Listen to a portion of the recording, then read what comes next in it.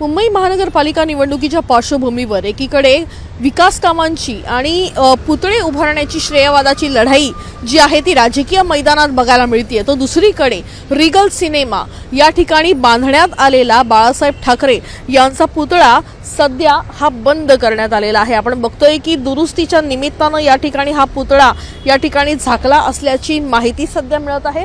23 जानेवारीला बाळासाहेब ठाकरे यांचा जन्मदिवस आहे आणि त्या निमित्तानं या ठिकाणी या पुतळ्याची डागडुजी करण्यात येत असल्याची माहिती सध्या अधिकृतरित्या सध्या देण्यात आलेली आहे। 2021 साली बाळासाहेब ठाकरे यांच्या 95व्या जन्मदिनाच्या निमित्तानं हा पुतळा या ठिकाणी बांधण्यात आला होता।